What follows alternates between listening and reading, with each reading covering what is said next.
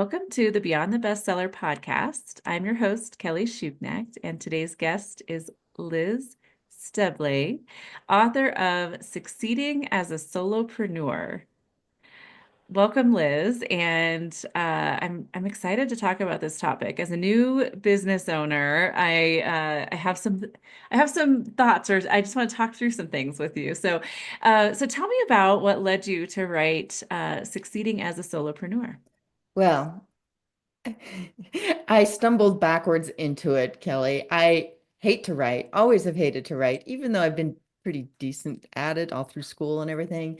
Uh, so let me just tell the story in chronological order because then makes a lot more sense. But I fell into being a self-employed professional or solopreneur back in 2004 when I got laid off from my job at Levi Strauss. And prior to that job, I had worked for a global consulting firm for about 5 years. So it was the most natural thing in the world for me to call a former client. The same day I got notified that I was going to be laid off. And I said, "Hey, I just got laid off. So I'm available to help. Do you have any projects you need help with?" And he said, "Are you kidding? How soon can you get here?" So I fell into independent consulting back in 2004, didn't Okay. even have a laptop, had my first client, figured everything out on my own. That first year, I made more money, worked fewer hours, didn't have to deal with the big firm BS, lowered my effective tax rate, and most importantly, had more quality time with my kid. So I said, well, okay, this is great. I'm just going to do this. I'm never going to go back to a quote unquote real job. And I made a lot of mistakes along the way, figured things out, and all those lessons learned are poured into the book. But part that I just skipped over is 8 years ago, I got this idea that people need a lot of help when it comes to starting and launching their own businesses. And so I started an organization called the Professional Independent Consultants of America, 17 syllables. So we call it PICA for short. And over the last 7 years, I've been leading webinars, workshops, I hold office hours. I've coached thousands of people. I run a boot camp. And I thought, okay, got to be a better way to help more people. So I took all of that stuff and put it into the book. Wow. Okay. Tell me what PICA stands for again. I remember the letters because it's behind you in the video, but say what it stands for again. Professional Independent Consultants of America. Got it. Okay. Okay. So, okay, yeah. So this is really interesting to me.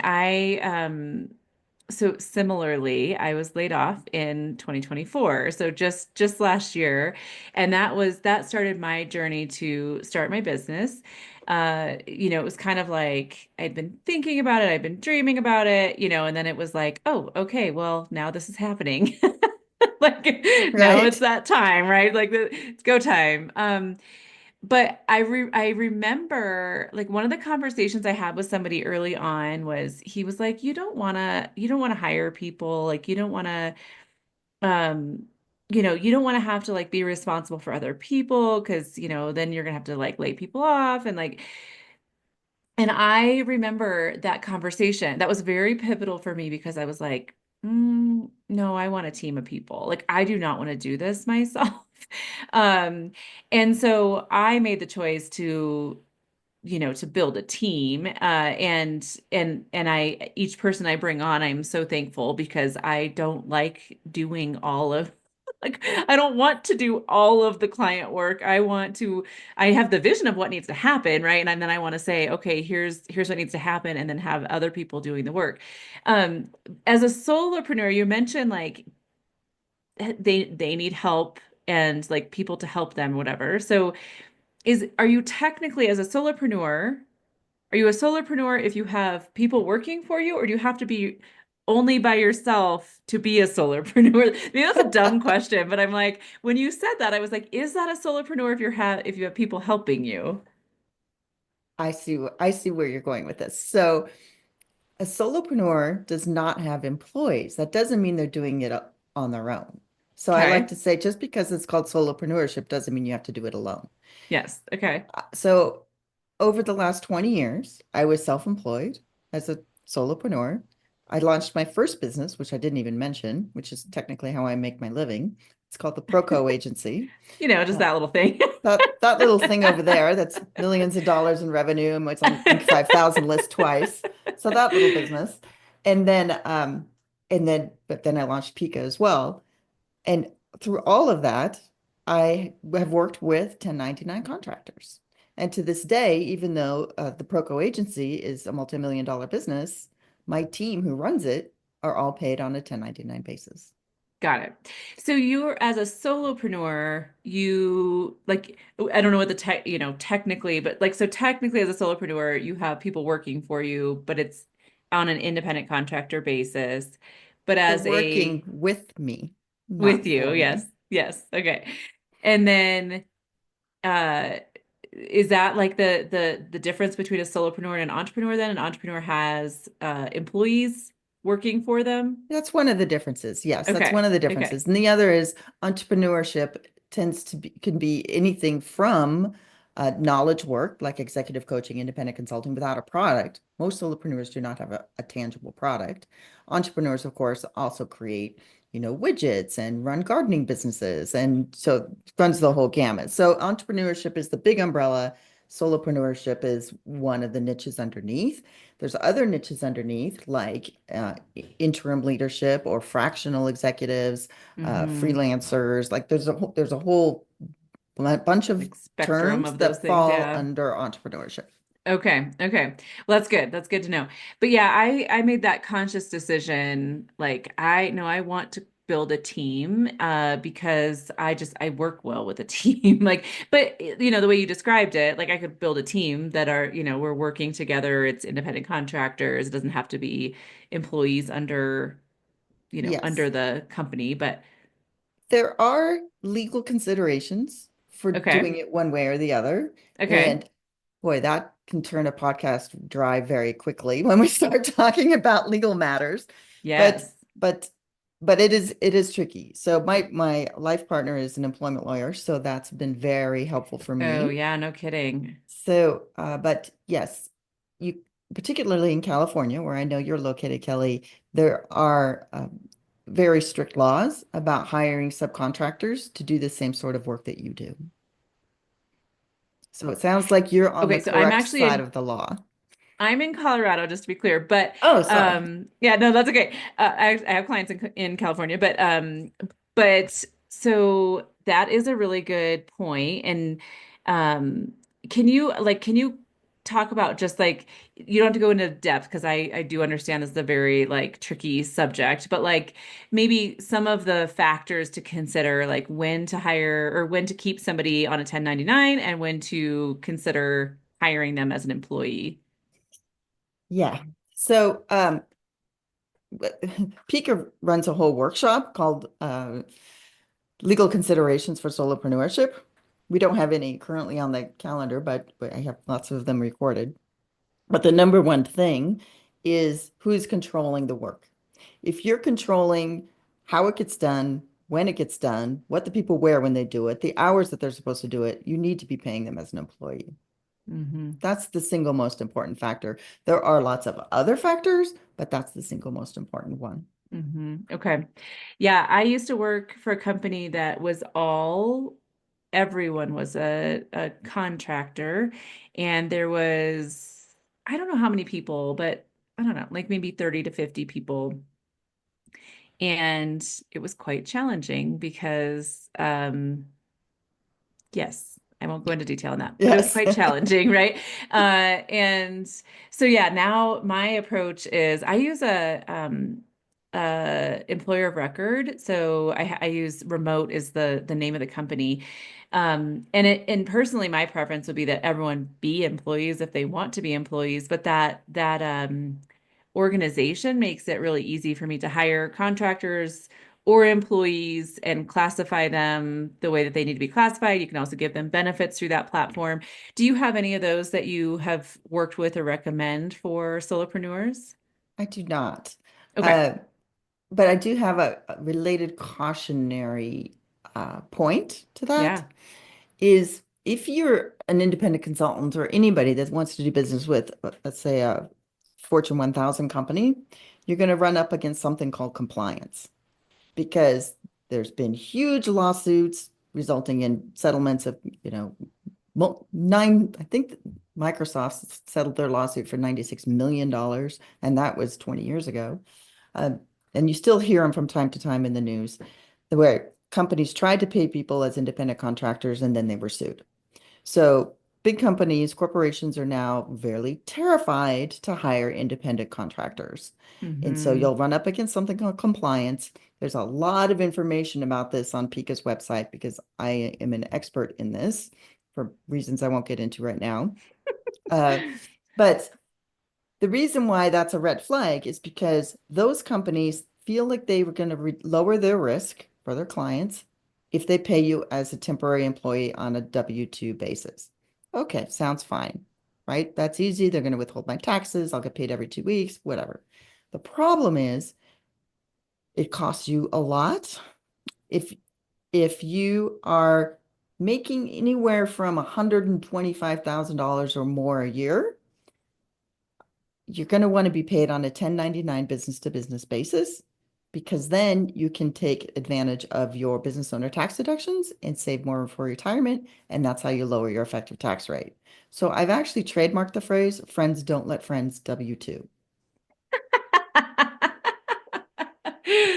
I love that. That's fun.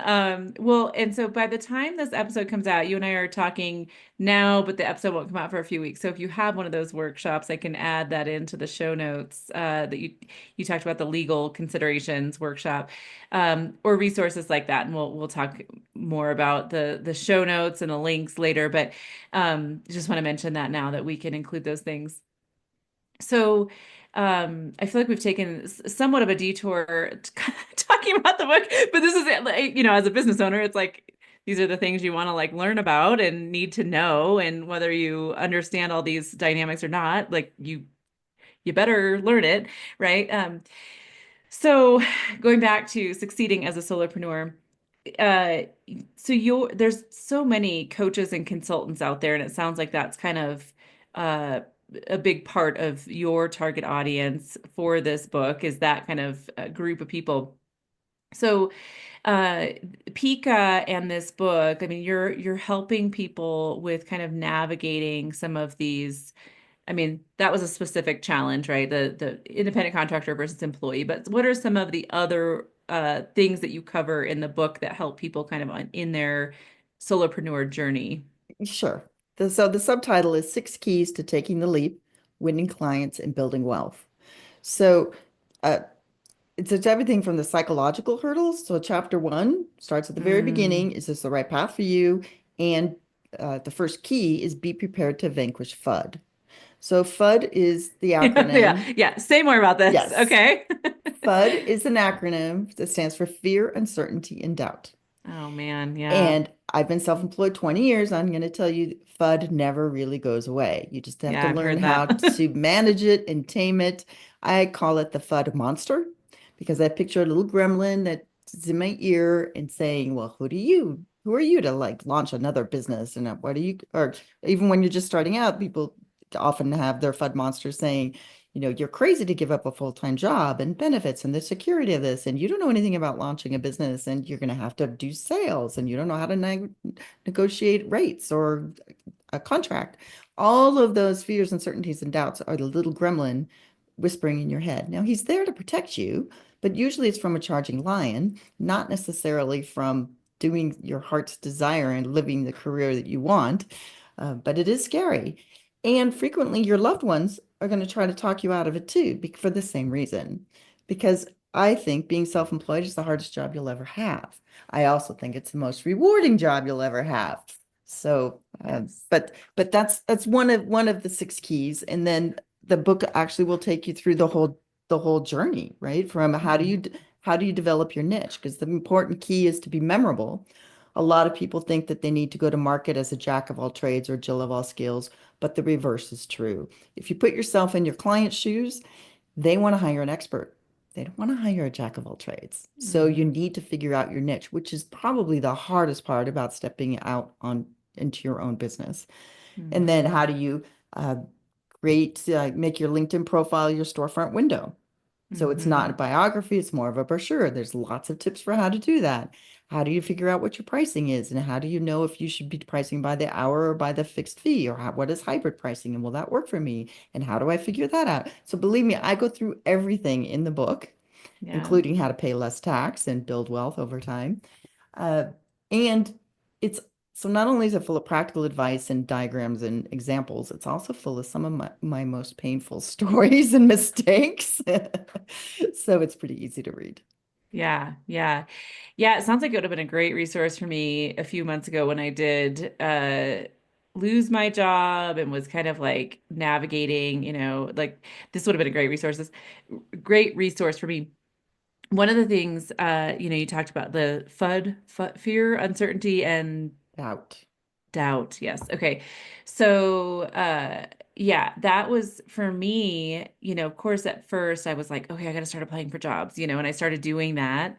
And then it lasted about 2 days. And then after about two, I mean, you just laughed with like my husband keeps saying that. He's like, you like gave yourself like 2 days, and then you were like, okay, no. But I was like, okay, I'm gonna look for jobs as a backup plan to like the business. I'm gonna work on my business, but then I'm gonna, apply for jobs first. And I was doing that, and like the first couple of days, I was like, this sucks. Like I am putting in 100 applications.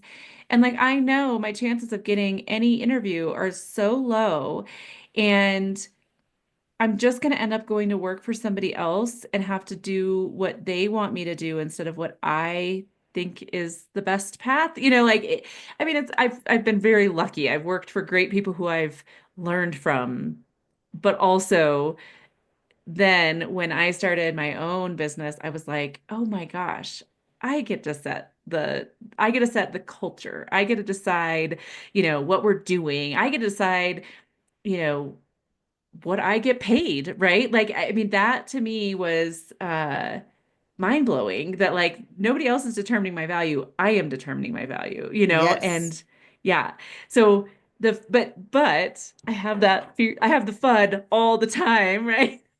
Like all the time I'm like, okay, what's going to happen next? What if we lose this client? What if I don't get another client? Where's the next lead going to come from? All those things are just like, like keep you up at night. And you just have to learn to like embrace it and be like, Yes. okay, the uncertainty is just a part of this journey. There's It's always hard. there's always something to learn.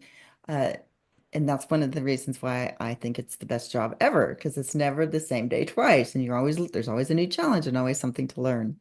But one quick tip to helping tame that FUD monster is if you can slow your thinking down long enough that you can actually capture what the thought is, like we, our pipeline's drying up, we're not going to have enough clients. Okay, that's a fear and or uncertainty. So if you can Yeah. slow your thinking down long enough to capture the thought, then you can tag it. Is it a fear, uncertainty, or a doubt? Okay, well, this is a fear. Well, what could I do now that would make me more confident that this isn't really going to happen? Or if it's a doubt, you could say, well, what could I learn that will make me more confident in this area or help alleviate this doubt? And then you have Hmm. your next step. So that's how you shrink the monster Yep. down and make it manageable. Yep. Yeah. No, that's great.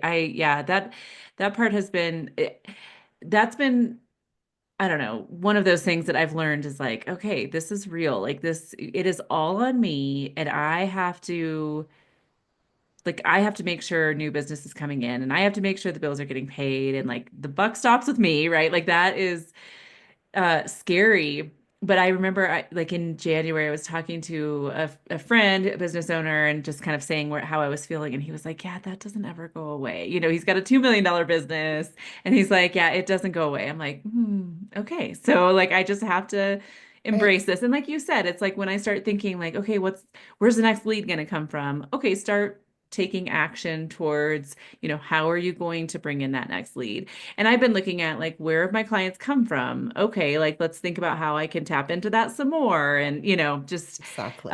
yeah, but yeah, it's scary, and it's also really exciting, and like you said, every day is a new day. And but I never would have taken that chance, and maybe you wouldn't have either 20 years ago, like when you were laid off, you kind of just like fell into the next thing, and then that determined your path. And I think anyone I've talked to who's gone through similar situations is like, I would never change it. So um yeah, I think anyone who's like on the fence about like, I don't know if I can do this, it's like it's You never in know my until you situation, it's totally try, worth it. right? Yes. You never Yeah. know until you try. And now there is an organization like Pika and people like me who are available to help. And the Yeah. book, right? The book is such a low investment. You can Yeah. get, I don't even know how much the ebook is. It's like $7 or something, or the actual physical book is less than 20 bucks. So that's very tiny and safe investment. And Yeah. then you can even flip through and say, yeah, I can do this or not, right? So Yeah. yes, I encourage everybody just go for it. What's the worst thing that can happen? Yeah. Do you talk at all about like the side hustle kind of approach, like doing something kind of part-time on the side until you feel fully comfortable taking that leap? Yes, there is no one best way to do it, and there's no best time to do it. A little bit like it's starting a family, there's no perfect time to get pregnant. So there's no perfect time to step out on your own. And there's no exact formula either. So like I just stumbled into it and figured it out as I went along. So a lot of people are a lot more methodical. They'll do one of my boot camps while they're still fully employed. They'll get everything lined up. They'll get their website done. They'll figure out their niche. They'll come up with their tagline. They'll redo their LinkedIn profile, everything except launch the business. Yeah. And so, right? Or they'll do it as a side hustle, really quietly on the side. They'll be coaching Hmm. clients or doing, after hours consulting arrangements or whatever the case is. But the important thing is when you are still fully employed, is to set yourself up as an expert. Figure out your niche and start having the world perceive you as an expert in that niche. It's Hmm. it's it's not going against your employer, presumably, because you're already good at what you do for your employer, and it's actually in the employer's interest that you are perceived as really good at what you do. So there Hmm. is a little bit of alignment there of putting yourself out there as an expert in your niche, and then putting everything else in place, and then you can cut the cord if you have that luxury. Hmm. But with all the layoffs going on now, people are sometimes kicked out of the nest and have to figure it out really fast. Right. So that's why the book and Pika and my boot camp are available. Yeah. Yeah. Yeah, and these are great resources. I would say that was very much my path was I had always been doing kind of like a little bit of coaching on the side, or like, I had kept my foot in this world, like in the door of this world of working with authors because I had come from a publishing background, even though that wasn't what I was doing in my last job, but I was just always blogging about book marketing and doing it, whatever. And then, but I was like, I can't figure out how to like turn this into actual income. And then when I, kind of got shoved out the door, I decided the path that my business was going to take, which is working with thought leaders, thought leadership marketing, where books come in as part of that, right? Like having, just like you're doing right now, right? You Yes. have that book that is your kind of your business card that you can walk around with, and it proves your expertise, and it just positions you in that way. Um so when I started talking about what I was doing in my business, I had already like been talking about books for a long time and been talking about writing for a long time, and these things that like then just how it was an easy transition, where all of a sudden then people were coming to me for the things that I had been talking about, even though they weren't doing that when I was in my job. But when I said I'm now doing this work, people were like, "Oh, can you help me?" It's like, "Yes, I Yes. can." So yeah, it's great to, even if you don't even know why you're doing it, like while you're working in a job, like you still should be working on your personal brand and doing Absolutely. content, yeah, content online, thinking about the next step, because yeah, you never know when you might get laid off or whatever might happen. You just don't know. And so always working on like kind of what would that look like, that next step. So I think that's great advice. Well, Liz, I will link to your book in the show notes. You also have an Audible version. A lot of people like to listen, so that's great that you have that option available for people too. I'll link to that in the show notes, along with any workshops or anything you want me to share for Sure. people that are considering solopreneurship or maybe are dabbling in it, not quite sure what to do. Any other kind of resources or ways that people can connect with you online or find out more about what you're doing? Yes, without even going to the show notes, because a lot of people listen to podcasts when they're walking or driving or on the subway, whatever. The easiest thing to remember is sixkeys.info because the subtitle is Six Keys to Taking the Lead, right? Finding clients, building wealth. So sixkeys.info, not .com, because that was way too expensive, and I'm all about keeping expenses low. So sixkeys.info is the landing page for the book. And from there, you can find out more about Pika or link to Amazon or Goodreads or buy a signed copy from me or learn more about Pika, etc. And it doesn't matter if it's SIX keys or the numeral six keys. Sixkeys.info is the easiest thing to remember. Perfect. Perfect. All right. Well, thanks, Liz, for coming on, and thanks for the work you do. I think this is, like I said, I wish I had had this resource a few months ago when I had started this path, but it still seems like it would be good information for me as well. The So I'm final not, chapters in there on how to build wealth. all Don't right. overlook it. I won't. I won't. No, I think it's a great resource. So yeah, I wish I would have had it as a guide earlier on, but it definitely seems like something I should read now as well. So thank you for coming on and sharing your story with us. And yeah, we will link to all of that in the show notes. So thanks. Thanks, Kelly. For a community of women writers to support and inspire you on your journey, join the Author Power Circle. Connect weekly with fellow authors, stay accountable, and move your book forward in an encouraging community. Learn more at kellyshuckneck.com.